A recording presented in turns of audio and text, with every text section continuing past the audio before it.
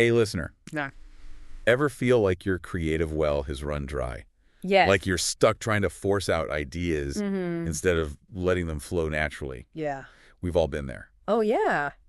That's why we're diving into this idea of romanticizing your process Okay. from Tozak Filming. Interesting. Get ready for some actionable advice Okay. to breathe life back into your creative work. I like it.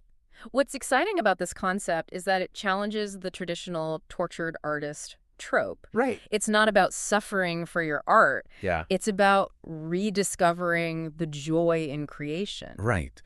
Imagine if working on your next creative project Mm-hmm. felt as exciting and fulfilling as diving into your favorite hobby. Absolutely. Tozak breaks this down into some really practical tips. Okay.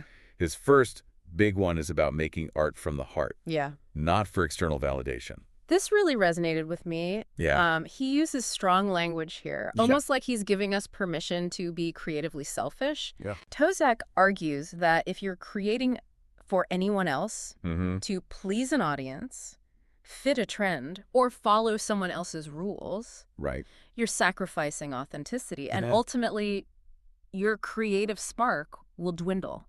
Like your most authentic creative work Yeah. comes from a place of genuine passion and self-expression, Right. not from chasing external validation or trying to fit into a box. It's limiting. Yeah. Yes. Very limiting. He even suggests taking a look at your inspirations. Okay. The book you keep coming back to, the album that always seems to hit just right. He challenges us to ask ourselves, Yeah.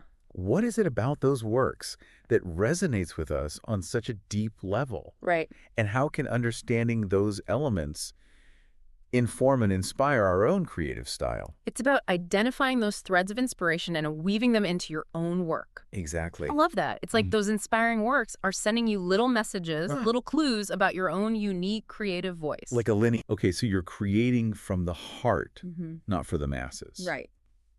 But Tozak also dives into the impact of your creative environment. Right. He says that our surroundings can either nurture or stifle our creative flow. And he's not talking about needing a fancy studio or expensive equipment. He actually emphasizes that it doesn't have to be anything elaborate. Okay. It's more about curating a space that feels inspiring to you. He's all about bringing the outdoors in, too. Yeah. He talks about how even adding a few plants or nature-inspired visuals can make a difference in how your space feels. He's speaking from experience here, too. Okay. While he needs his tech gear for certain tasks, Yeah. like music production, when it comes to brainstorming or songwriting, Yeah, you'll find him soaking up inspiration in nature. that totally makes sense. Yeah. Right. When I think about some of my most creatively stuck moments, they often happen when I'm cooped up indoors, staring at the same four walls. For sure. This idea of changing your environment. That's definitely be incredibly refreshing. It's almost like you're signaling to your brain. Right. Okay, we're stepping outside of the usual routine Yeah. and into a space where creativity is not only welcome, it's encouraged. And speaking of routine, Okay. Tozak also dives into how establishing a regular rhythm Yeah. can actually boost your creative output. It's not about locking yourself into a rigid schedule, though. Okay. It's more about creating a framework Right. for your creative spirit to thrive. Tozak emphasizes that consistency is key. Okay. It's like showing up for a daily meeting Yeah. with your creativity. I like that. Even if it's just for a short burst, Right. that dedication can work wonders. That really resonates with my own creative process. Yeah. Sometimes it's less about sticking to a strict schedule and more about establishing those little rituals Right. that signal to my brain, okay, it's time to shift gears Yeah. and tap into that creative energy. What kind of routines does Tozak recommend? He's a big believer in time blocking, Oh. setting aside dedicated chunks of time Yeah. specifically for creative work, Right. even if it's just for 25 minutes. Okay. The key is to protect that time and treat it as sacred. Right. And he emphasizes making the entire creative experience enjoyable, Okay. not a chore. So it's not just about forcing yourself to sit down and create. Right. It's about crafting a routine that feels good Yeah. and supports that sense of playfulness and exploration. Exactly. Because those unexpected bursts of creative energy. He talks about how sometimes inspiration strikes outside of your planned creative time. Yeah. And when those lightning bolts hit, Right. you've got to embrace them. Because those unexpected bursts of creative energy can be Some of the Yeah. most potent. Right, absolutely. Yeah. He talks about always having a way to capture those flashes of brilliance, Okay. whether it's jotting down ideas in a notebook, Right. recording voice memos, or sketching out a quick concept. I like it. He actually calls it growing your inner artist. I love that. Yeah. Because those seemingly random ideas often contain the seeds of something truly remarkable. For sure. But Tozak also gets into the importance of stillness, Yes. of carving out quiet time for those ideas to surface. Yeah. How does that fit into the equation? This is where he really dives into the transformative power of silence. Okay. In our fast-paced, hyper-connected world. Right. It's so easy to fall into the trap of constant stimulation. Mm-hmm.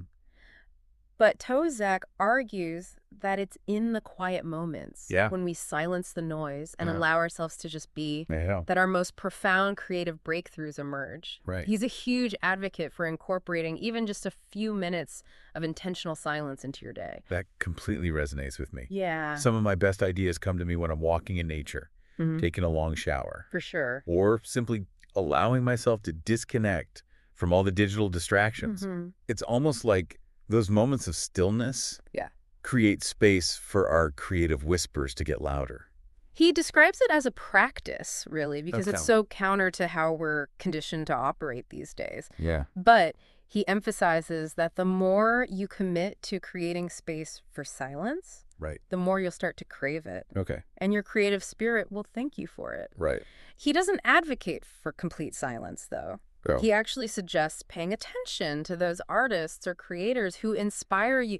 Yeah. What are they listening to, reading, Right. engaging with? Yeah. He sees that as a way to invite creativity into your world, even in your downtime. It's like being intentional about what we allow to influence our creative energy, Exactly. even in those moments when we're not actively creating. Yeah. But let's be honest, even with the perfect creative space, a dedicated routine, Right. and those bursts of inspiration, sometimes self-doubt creeps in. Oh. How does Tozak deal with those moments Yeah. when fear or negative self-talk threaten to derail the entire creative process? He actually addresses this head on. Okay. He says it's incredibly easy Yeah. to get caught up in that cycle of fear, to let those limiting beliefs hold us back Right. from pursuing our creative passions. Yeah. But he offers a powerful antidote, Okay. shifting our perspective to one of gratitude. Instead of focusing on what we lack Yes. or what we're afraid of, Right. we shift our focus to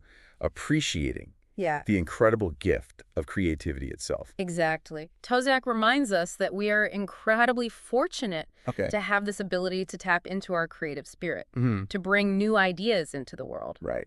He suggests taking a moment to acknowledge the joy Okay. that creativity brings into our lives, Yeah. even amidst the challenges. It's about finding the beauty in the entire process. Yes. Not just focusing on the end result. And he doesn't sugarcoat it. He acknowledges that the creative process isn't always easy or glamorous. There will be setbacks, moments of self-doubt, maybe even times when you want to scrap the whole thing and start over. Sure.